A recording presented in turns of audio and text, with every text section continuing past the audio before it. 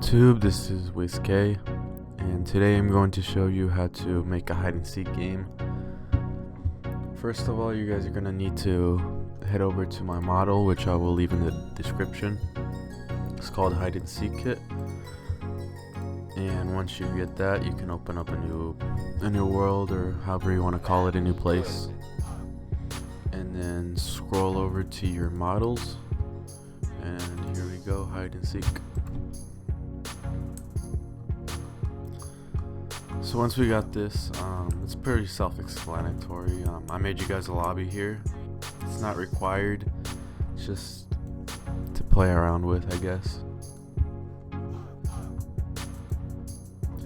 So once you're on this amazing lobby that I took so long to make, just kidding.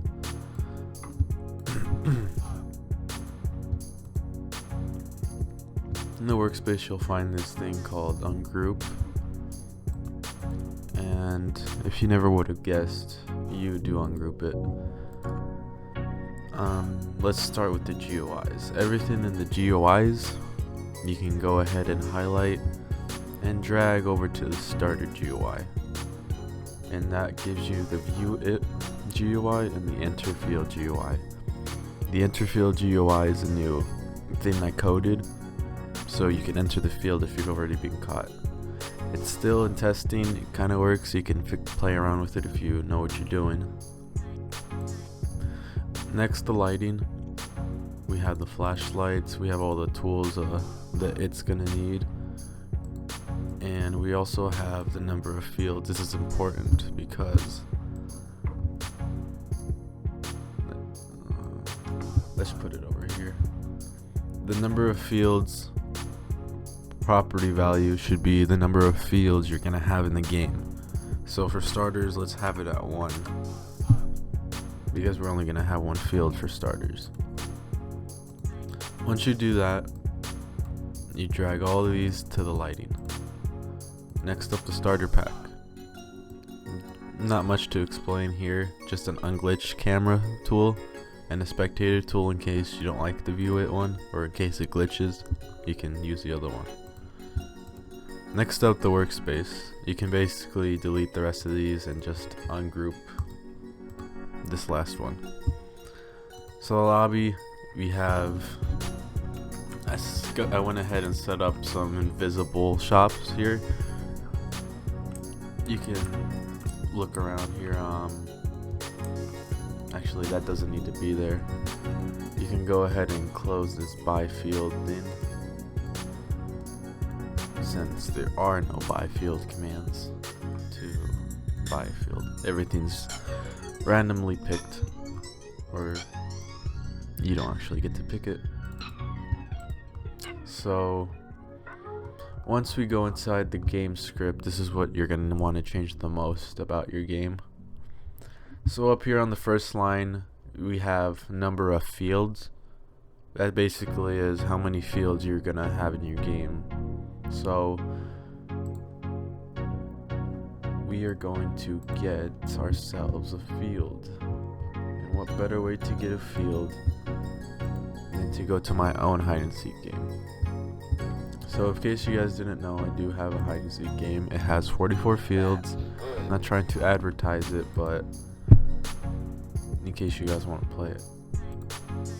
So I'm going to go ahead and open this and just select a random field that I have from it.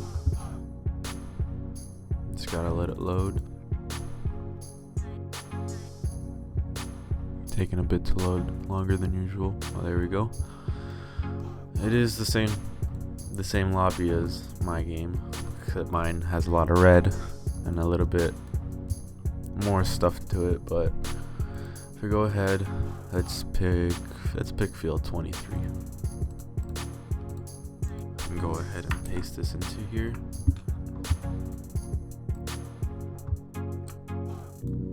So this field 23 is just one I didn't make myself, but just one that a community member provided for me, if you could say that. So we have field 23 here. We're gonna go ahead and change that field to field 1, because it's gonna be our first field of the game. So once you do that, before you do anything else, you are going to want to go to this model called teleport back and teleport part. So teleport part is basically where you want all the players to teleport to when the game starts. So it's recommended to put it away from the lobby. You could make it so it's visible, the map's visible from the lobby if you work hard enough for it. But I'm just gonna put it over here to make things easier.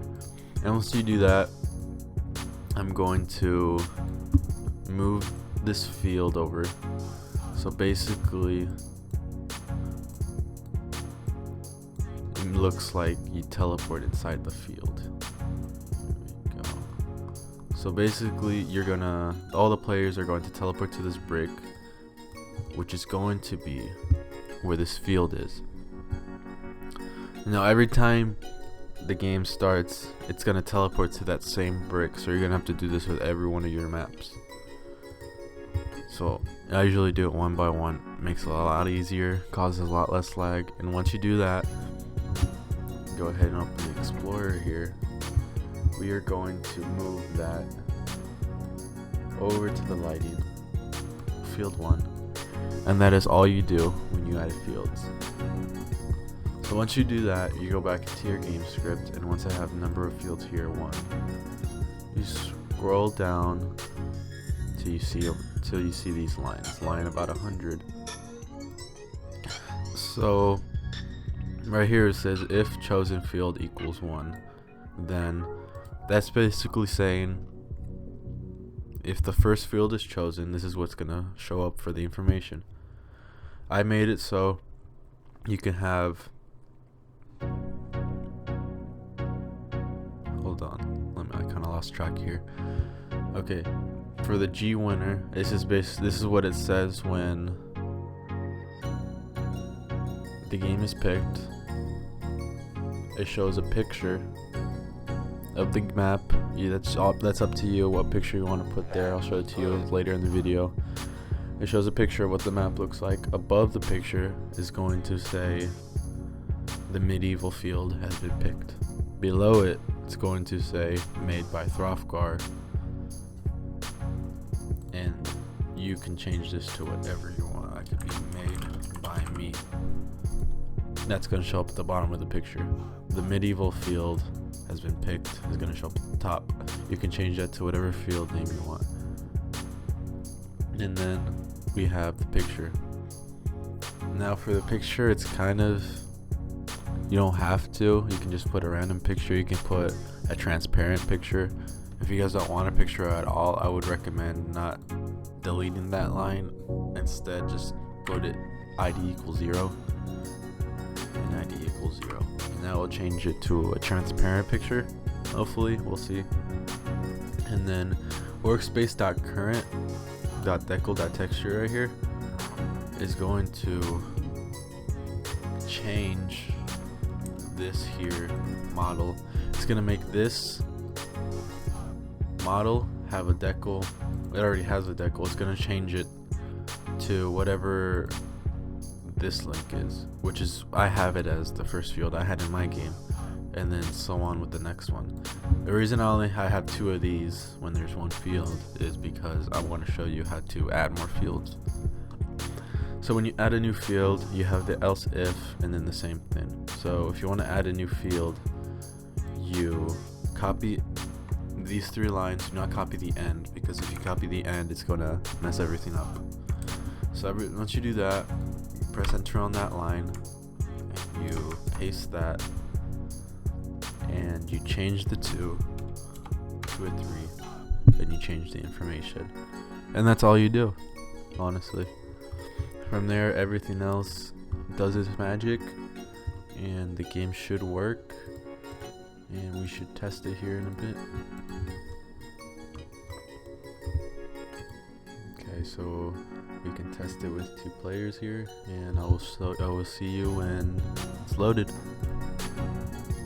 Okay, so the game has worked. The game is currently loading. It's currently in the wait time. 15 seconds until the next round. As you can see, everyone is currently working. The point system seems to be working. We got our little fun stuff in the room. As you can see, medieval field has been picked, made by me. This player is currently it, and the other player is currently inside the map.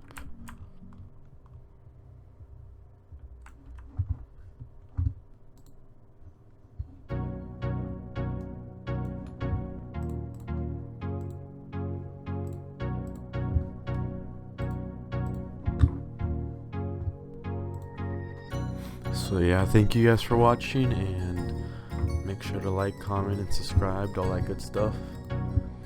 Make sure to follow me, join my group, join my primary, check out my games if you want to. Don't care either way.